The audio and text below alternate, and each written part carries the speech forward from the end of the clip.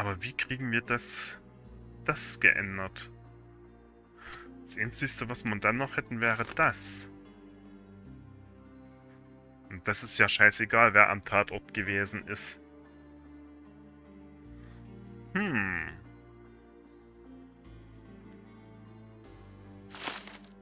Also scheint uns noch was zu fehlen. Können wir hier noch irgendwas? Tödliche Verletzung? Das mit dem? Ah. Goliath könnte provoziert worden sein. Oder Goliath könnte Mr. Gilden getötet haben. Dadurch, dass wir hier schon eine Abstimmung hatten und dadurch das auszuschließen war, bin ich doch der Meinung, wir sind hier uns einig. Goliath könnte provoziert worden sein. Der auf Goliath abgeschossene Pfeil könnte das Tier zu einem Gewaltausbruch provoziert haben. Gehe ich doch mal stark der Annahme, dass ihr mir da nicht widersprecht, sonst wäre ja alles unlogisch.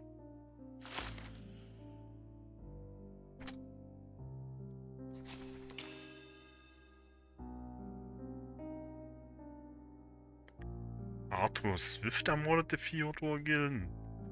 Arthur Swift räumte mit Hilfe von Goliath Theodor Gilden aus dem Weg. Ein verschossener Giftpfeil sorgte bei Goliath für einen Gewaltausbruch, bei dem er seinen Besitzer angriff. Mr. Gildens Tod bedeutete den Fortbestand der Ausgrabungsstätte. Aber wieso ist dann nur er der Tatverdächtige und nicht hier Perks? Perks hätte das doch genauso machen können.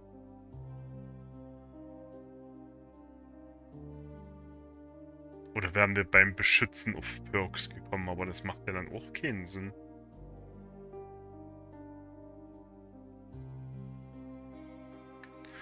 Ich will nur mal ausprobieren.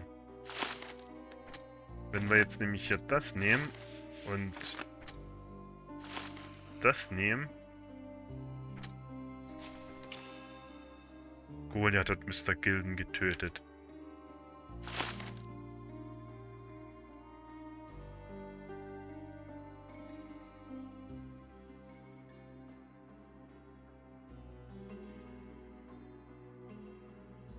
Oder liegt das hier noch mit an dem?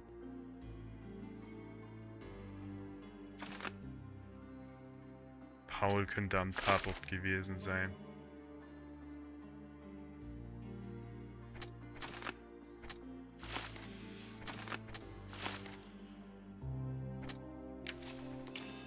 Ach, daran lag das, okay.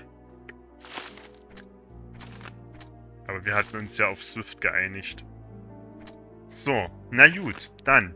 Arthur Swift ermordete Theodor Gilden. Arthur Swift räumte mit Hilfe von Goliath Theodor Gilden aus dem Weg. Ein verschossener Giftpfeil sorgte bei Goliath für einen Gewaltausbruch, bei dem er seinen Besitzer angriff. Mr. Gildens Tod bedeutete den Fortbestand der Ausgrabungsstätte. Jetzt haben wir zwei Möglichkeiten. Mr. Swift festnehmen, Goliath soll leben. Arthur Swift tötete mit Hilfe des Elefanten Goliath seinen ehemaligen Geschäftspartner Theodor Gilden. Der Professor war bereit, für sein eigenes Wohl andere zu opfern. Solch eigennützige Gewalt darf nicht ungestraft bleiben. Oder Swift laufen lassen, Tod für Goliath. Also, wer jetzt eine 2 schreibt oder ein B, ich glaube, den schmeiße ich aus dem Kanal. Arthur Swift war das Opfer von Theodor Gildens Gier. Er versuchte lediglich, Zeugnisse der Menschheitsgeschichte zu bewahren. Ich werde Goliath zum Sündenbock für Mr. Gildens Tod machen. Aber verlangen, dass Mr. Swift Cordona verlässt. Eindeutig ein A, oder? Da können wir doch gar nichts anderes zulassen. Alles andere wäre ja Quatsch. Den armen Elefanten zu töten. Ich sehe keinen Widerspruch.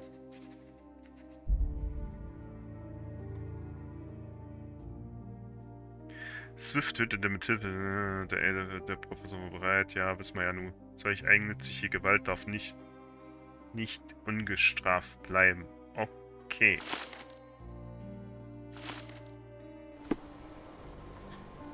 So, kann ich den jetzt noch auf der Ausgrabungsstätte besuchen gehen, den Kollegen?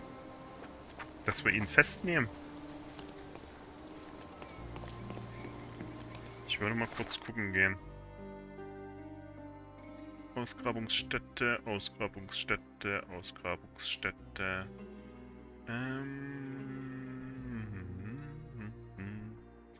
Zack. Oder nee, machen wir mal hier lieber. Zack. Und...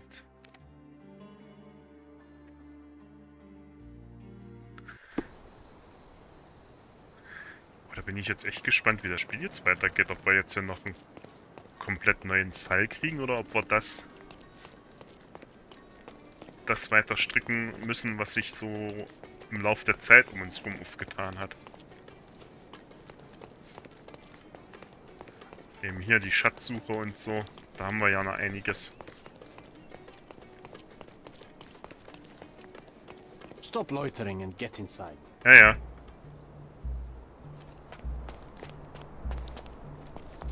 So, ist der Kollege noch da? Aha. So, Freundchen.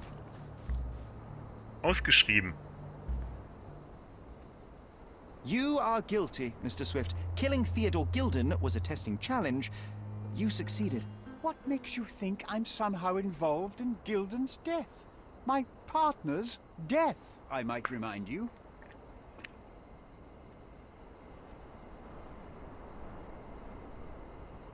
Let me tell you a story. A man spends almost 5 years of his life locating an artifact. He puts every ounce of energy and money into his research. The same man even goes so far as to sign a contract with a ruthless man, a businessman. It was a risk, but the reward would be worth it. Years go by and there's still no result, so the businessman decides to end the man's research. He spits on the research, he promises to bury the site under an eccentric project. All of this is just his whim. Theodore Gilden could do anything he wanted with this place, and you were anxious about the fate of your research. You wished to protect it.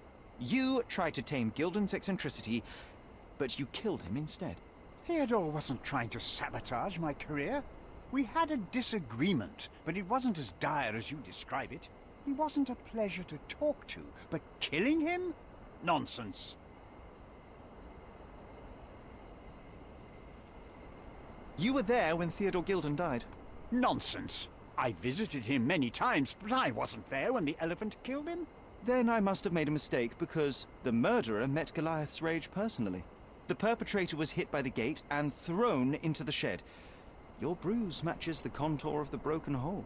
One further detail is that the murderer had a bosun's knife, fairly useful in a place where one might cut ropes and fabric, such as, I don't know, the dig site?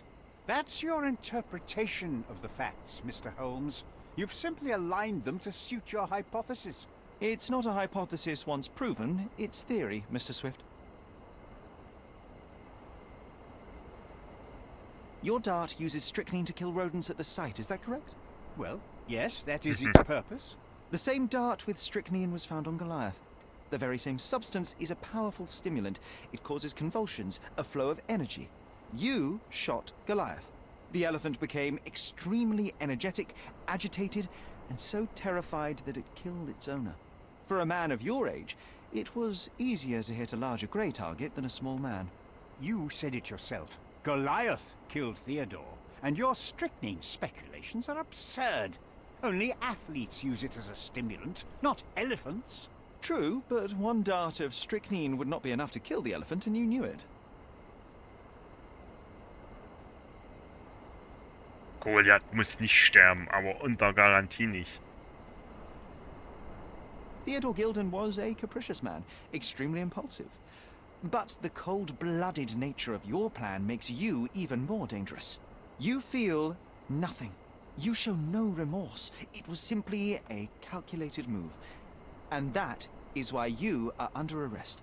Nothing. You have nothing on me. I think I'll let the police decide if my findings are substantial enough for prosecution. This is all a dreadful mistake. This can't be happening. The elephant killed Theodore. Goliath is innocent and he should be free. He is not the real murderer here. That is the apex of your career, Mr. Swift. Farewell. Farewell. I told you Mr. Swift was not a real archaeologist. He was a murderer. I knew there was something wrong with him. Fortunately for us, being a murderer was not his profession. And about the elephant? While you were busy, I've dealt with it. No thanks to you. I asked you to solve this wretched problem, but you didn't. I couldn't be in two places at once, Miss Gilden. I was catching your father's murderer. But how have you dealt with it? A man agreed to take the elephant away. He came to me asking for permission to relocate it to his property, and I accepted. Well, congratulations, I suppose. That is one less problem. Actually, two, Mr. Holmes. I found my father's possessions that you can take with you and disappear. I Ey, appreciate it, truly. Well, someone has to do something. Take everything if you need to, and leave me be. Take care of yourself, Miss Gilden. dann können Sie verschwinden. Hallo? Fall abgeschlossen. Oh, ich schätze mal, da finden wir das dritte Buch nicht mehr.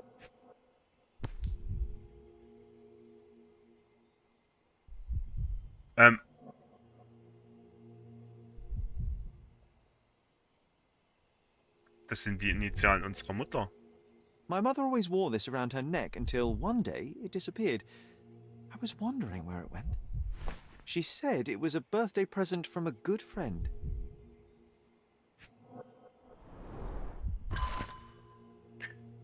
Brief von Violet Holmes an Theodor Gilden. Mein lieber Theodor, wie Sie wissen, ist mir unsere Freundschaft wichtiger als vieles andere. So sind wir doch beide rastlose Menschen, die eine gewisse Zerrissenheit in sich tragen, und Ihr Verständnis wie auch Ihre Unterstützung in schweren Zeiten waren mir immer ein Segen. Ich bin unendlich dankbar dafür, dass es das Schicksal so gut mit mir meinte, als Sie an derselben Expedition teilnahmen wie Sieger und ich. Mein Leben wendete sich dadurch zum Besseren. Aber ich bin nicht blind und will auch nicht heuchlerisch sein. Ich weiß, dass Ihre Gefühle zu mir stärker geworden sind. Vergeben Sie mir, Theodor. Aber ich empfinde nicht das Gleiche wie Sie. Ich möchte Ihnen die Qualen einer unerwiderten Liebe ersparen, bevor es zu spät ist. Anbei finden Sie die Halskette, die Sie mir als Erinnerung an unser gemeinsames Abenteuer geschenkt haben. Sie haben sie mit so viel Bedacht ausgewählt, aber ich kann sie leider nicht länger mit gutem Gewissen tragen. Ich weiß, dass es Ihnen wehtun wird, diese Zeilen zu lesen, und dafür will ich mich aufrichtig entschuldigen. Mein Herz gehört jedoch Sieger, der nach wie vor nichts von Ihren Gefühlen weiß. Sollte dies das Ende unserer Freundschaft bedeuten, so haben Sie dafür mein vollstes Verständnis. Dennoch hoffe ich inständig, dass wir weiterhin als Freunde und Kollegen miteinander verbunden bleiben, wie all die Jahre zuvor, in denen wir zahlreiche Momente der Freude miteinander teilen durften. Hochachtungsvoll, Violet.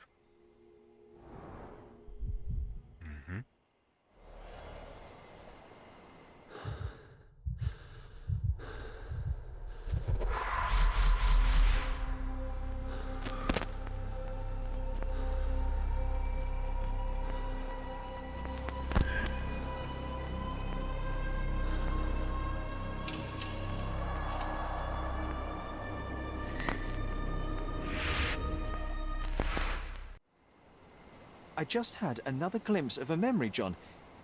It's fuzzy, but I'm sure it happens somewhere in the manor. Finally moving forward. Shall we go? Let's go.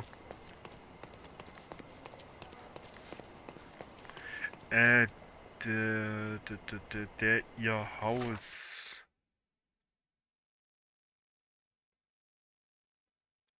Oh, das hier. Also, ich... Okay.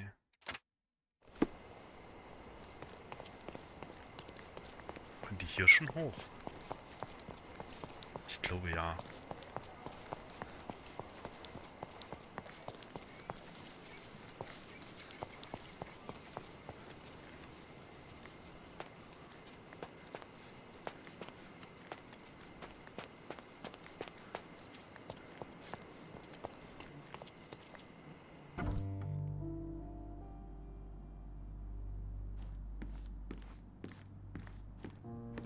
You know, I envy you, Sherry.